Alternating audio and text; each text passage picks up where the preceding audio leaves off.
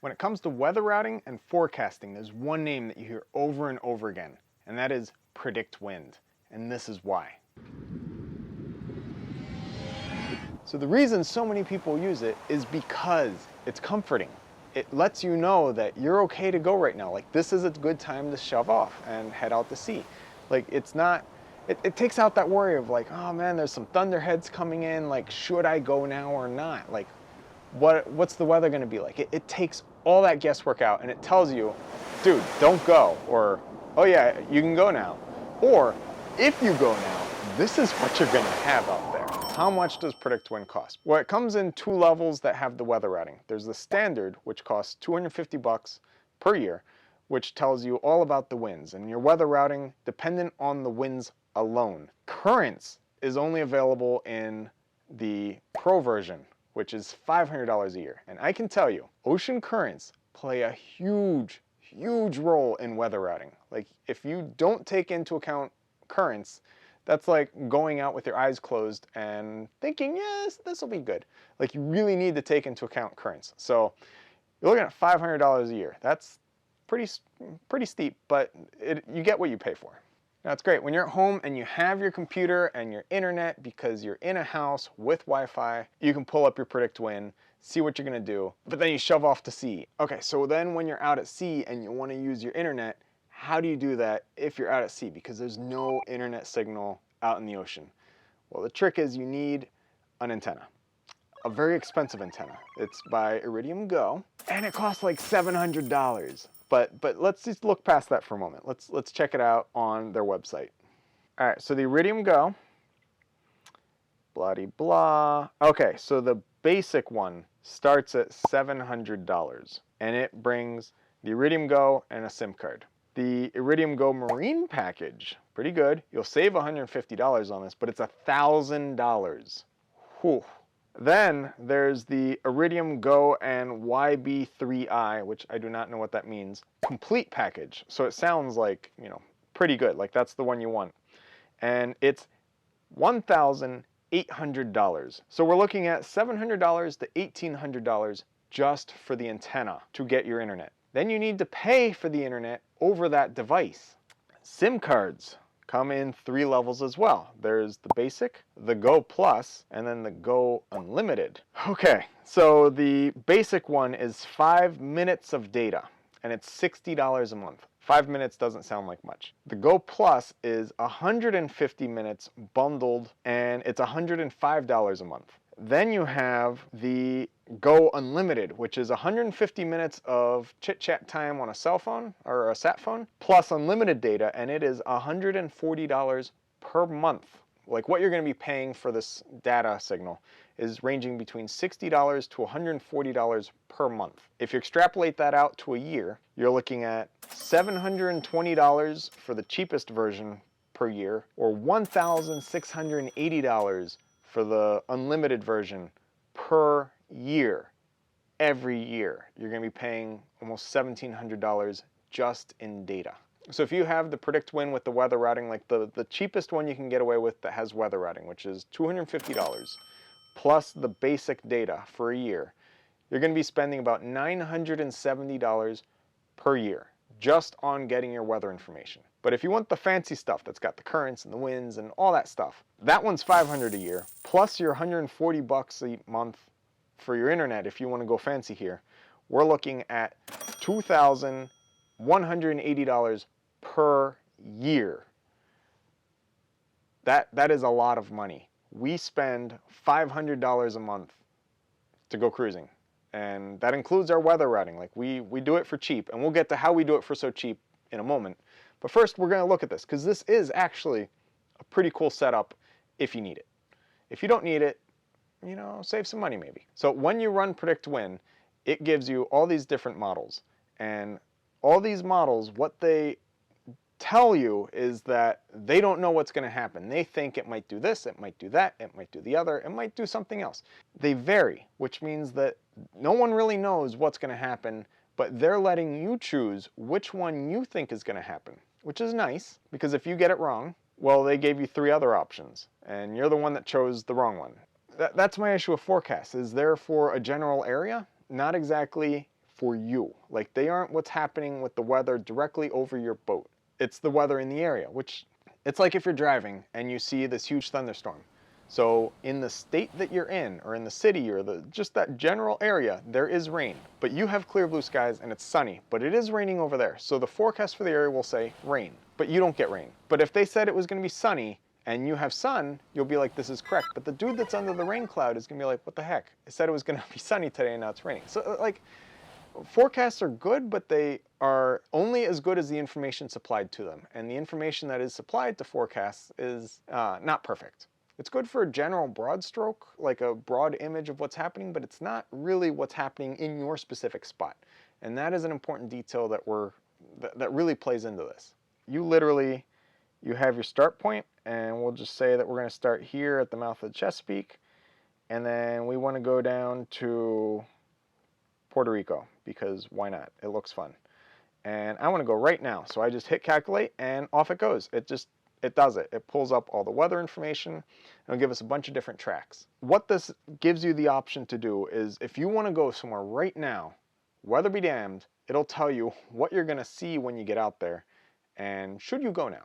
And it's a nice way to be like, dude, maybe don't go right now, maybe go later. And it'll tell you when is a better time to leave, which is a really nice feature to have. It did its calculation, and it says that if you leave, you head over to tables, and it'll tell you what the winds you're going to be seeing are going to be, what the true wind direction is, the true wind angle, like all this cool stuff, rain, energy, temperatures, and the important one is the pressure.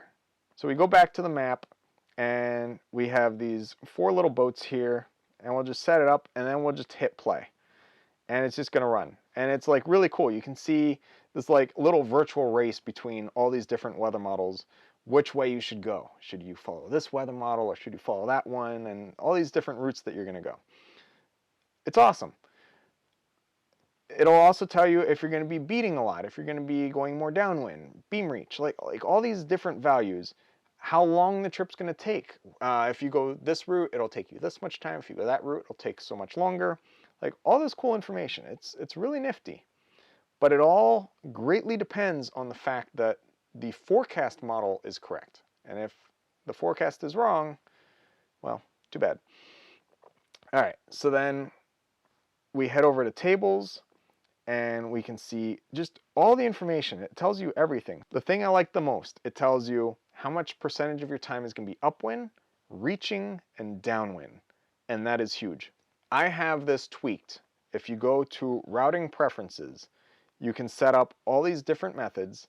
I have it set so that it will take us the downwind route. And the reason is, if you set it so that your boat's like a higher performance boat and can beat like straight into the wind, congratulations. But if you have 1,000 miles to go doing a really long passage, you want to do that downwind. It doesn't matter if your boat can go upwind. No one wants to beat for 1,000 miles. So I have it set in here. I went to the boat polar and I did the advanced, because you can set predefined, power, sail, or advanced. Do the advanced and then completely delete all the values for the true wind angle less than 90 degrees. So I have it set so that our boat can only sail from 90 degrees to the wind and then downwind. Then it gives you a polar. Oh, and I also say that we will not motor. Purely sail, because if you're doing a long voyage, you can't count on fuel. You need to do it all by wind. If you're relying on diesel, well, you shouldn't. So it gives you a boat polar, which looks like this. The boat polar that I have programmed into this says that the boat cannot sail upwind, and it sails slowly. That's it. So I have it set so that we won't go more than like 7 or 8 knots downwind, and we can't go upwind at all. If you have it set like that, you will be happy, because if the forecast is calling for a beam reach, right? That's a very happy way to sail long distances. What if the forecast is wrong and the wind's coming a little forward of your beam? Well, now you're beating. But if the forecast was calling for it to be beating, and you're going to be on a close reach, and then the wind's a little further forward, now you're tacking a lot. And then your distance that you have to sail just got a lot longer. So have it plan your route so that the wind's coming from the beam, because if it's wrong, it's going to be either a little forward or a little aft. A little aft is great. Now you're on a broad reach. That's just the best way to sail long distances. Have it err on the cautious side And then if stuff is wrong, you're still good. If you have it like calculated to the absolute limits of your boat, you're not going anywhere. So in the advanced, I have the upwind polar speed adjustment set so that upwind is 20% of what it thinks a boat should be able to sail. So in other words, no upwind. Downwind, I have it set to 80% because that's pretty conservative. If you haven't bought a boat yet and you're looking at different boats, to help you choose a boat that you want to buy, you can pull up all different types of boats. Like you have your generic boat and your monohull and catamaran. So let's look at a 45-foot sailboat and we'll set the values to 100% for both. That way we're actually sailing the boat like it should. So 45-foot sailboat, it says, yep, you can sail 45 degrees off the wind. There's your polar. A 45-foot catamaran. Your polar changes because now you have two hulls and less keel and all that. And it says, this is how your boat could sail. But it gets really nifty because you can pull up an ML, 55. You can sail about 30 degrees off the wind. You're doing better at more like 60 degrees off the wind. Here we have Brevarias. So Brevaria 50. This is how you can sail. You have the Beneteau first. It's got its polar, and it's a very impressive one. It can sail a little closer than 30 degrees off the wind. We'll pull up like a Deller 41. They're also very racy, high performance type, 30 degrees off the wind. And then we'll pull up one that's a bit more of a cruiser boat, like a Choi Lee 44, 45 degrees off the wind. So it just lets you know how can you plan on it to perform for you, like a Discovery 55. That's a very comfortable boat. And then you have a FAR 40, high performance race boat. It's impressive. You can pull up all these different boats and see how will it perform in different winds. But for the purposes of actual weather routing, we're going to go back to advanced. We're going to set it to say that I am a brick that sails very slowly downwind and practically no sailing upwind. And that makes our polar look like a little block of wood out in the sea, just drifting along with the currents. So you go to weather routing and it gives you all this cool information. It's really, really nifty. Okay, so that is Iridium Go. That's why it's so awesome. That's why people love it, because you just run a route and there you go. It'll take you on the course. And if you set it up so that the boat can only sail downwind, you'll have a really nice time out there. What do we use? Because we've done a lot of big, long ocean passages and we have never used Predict Wind. What do we do? Very simple. First, we only go when the weather's right.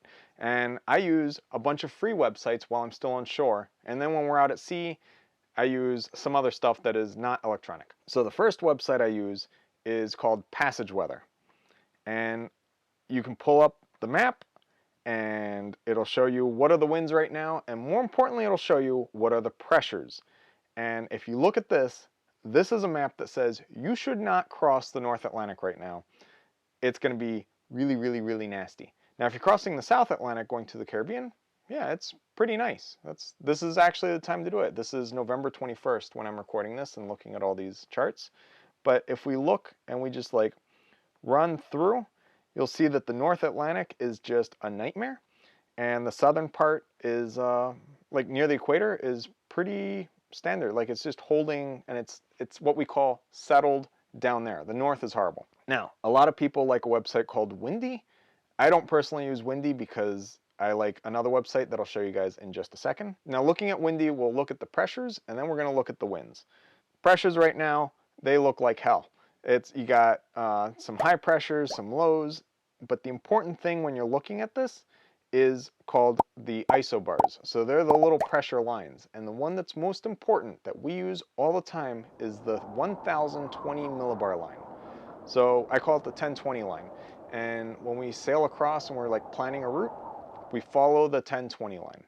And that becomes really, really easy to do on the boat without any electronics, because of a barometer. So if you look at the map, you'll see that when there's a high, the wind rotates clockwise.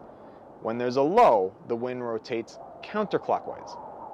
This only works in the northern hemisphere. In the southern hemisphere, it's the opposite. But there's this thing called Bayes' ballot law, which works with this. And it's all dependent on the Coriolis effect. So what it is you face the wind, straight into the wind, and you hold out your right arm. You're pointing at the center of the low pressure that is causing the wind that you have. And this it works. It's so simple to do. You literally go, you stand outside, you point, and then you look at where you're pointing, and there's usually some pretty nasty clouds over that way because that's the low. That's where the wind's coming from, and that's what's causing the wind that you're feeling. So when you're going across the North Atlantic, when the weather is settled, you'll have much better weather. So there's this thing called the Azores High, which starts in the Azores and then comes down and crosses the Atlantic, and it creates this big spinny thing where the wind up north is going from the US to Europe, and then the wind down south is going from Europe back down to the US, to the Caribbean, and it just flows. And the reason you wouldn't want to cross the North Atlantic right now in the winter is because you have these highs and lows and everything's just like all mucked up. Now, the reason I don't like windy is because it doesn't pull up historical data. Ventusky does. So with Ventusky, this is today, right now. It's like pretty nasty. There's like highs and lows all over the place. But then we can change the date and we can go and we can pull up the past. So we'll pull up May, because May's a time when people normally cross the Atlantic. And actually, May wasn't really a good time yet. Nope. Gonna keep on going.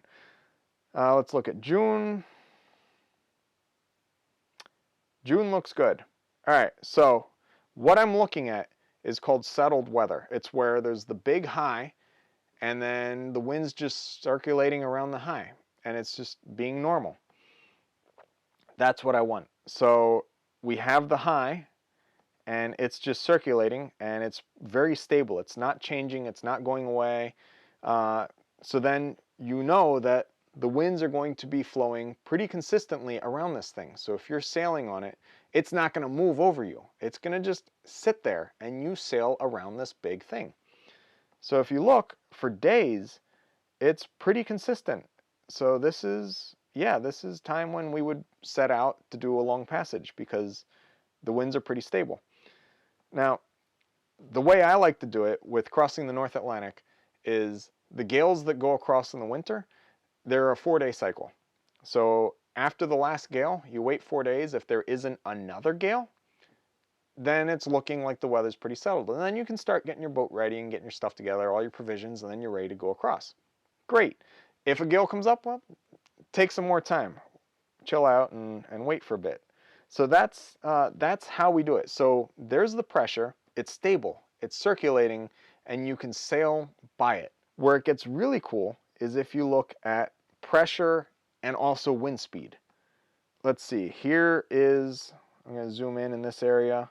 Here's the 10-20 line, and then we'll click over to wind, and in that area it's blowing about 20 knots. So if you're on the 10-20 line, you'll have 20 knots of wind from behind.